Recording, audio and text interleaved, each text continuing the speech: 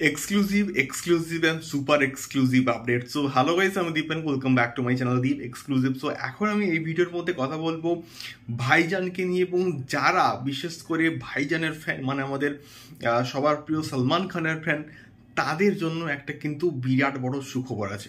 তাই কারণটা হচ্ছে সলমান খানের লাস্ট রিলিজ বলি টাইগার 3, ওটা কিন্তু বক্স অফিসে অতটাও সাফল্য পায়নি যতটা কিন্তু সাফল্য পাওয়ার কথা, এবং প্রিভিয়াসলি টাইগারের প্রত্যেকটা পার্ট কিন্তু মোটামুটি সাকসেসফুল ছিল।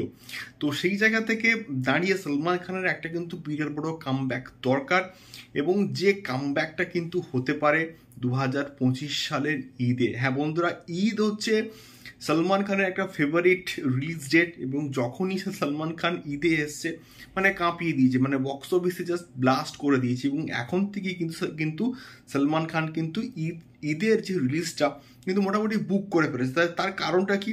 তার কারণটা হচ্ছে একটা কিন্তু বিরাট বড় অ্যাকশন মুভি কিন্তু প্ল্যানিং করছে, এবং সাজিদ নাদিয়াদওয়ালার প্রোডাকশন হাউস সেখান থেকে কিন্তু হবে। এবং প্রিভিয়াসলি তারা কিন্তু কিক বানিয়েছে, এবং কিকটা প্রচণ্ড কিন্তু সাকসেসফুল ছিল। তো সেই জায়গা থেকে দাঁড়িয়ে এই প্রজেক্টের বাজেট কিন্তু হচ্ছে প্রায় 400 কোটি টাকা। মানে পর্তুগাল সহ বিভিন্ন ইউরোপিয়ান কান্ট্রিতে কিন্তু এই ছবিটার শুটিং হবে, এবং এটা একটা পুরোপুরি মাস এন্টারটেনার অ্যাকশন থ্রিলার প্রজেক্ট কিন্তু হতে চলেছে।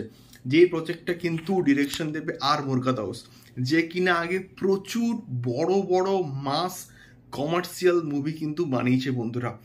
যেটা আমার মনে হয়েছে খুব ভালো একটা সিদ্ধান্ত হয়েছে, যে জনরাতে ভালো তাকে সেই জনরাতে কিন্তু ছবিটা করা উচিত, এবং ভালো কন্টেন্ট, ভালো গল্প যদি হয় তাহলে কিন্তু এই প্রজেক্টটা একটা বিরাট বড় কিন্তু প্রজেক্ট হবে। এবং সলমান খানের এই যা প্রজেক্ট যদি ঈদে আসে, এবং প্রিভিয়াসলি আমরা কিন্তু দেখেছি সলমান খানের কিসি কি ভাই কিসি কে জান অতটাও ভালো সিনেমা না হওয়া সত্ত্বেও কিন্তু একটা বিরাট বড় কিন্তু কালেকশনস করে বেরিয়ে গেছে বক্স অফিস থেকে। এবং এই প্রজেক্টটাকে নিয়ে কিন্তু আশা আছে, যেহেতু ডিরেক্টর ভালো, আশা করছি কন্টেন্ট ভালো হবে, এবং আশা করছি ঈদে এটা রিলিজ করলে একটা ব্যাপক একটা কিন্তু কালেকশনস করবে। সো এটাই ছিল মেনলি বক্তব্য। তোমাদের কি মতামত, এবং তোমরা কারা কারা ভাইজানের ফ্যান আছো তারা অবশ্যই কিন্তু কমেন্ট করে শেয়ার করতে পারো তোমাদের কি মতামত আমাকে এই ভিডিওর কমেন্ট বক্সে। দেখা হচ্ছে পরবর্তী ভিডিওতে। টাটা।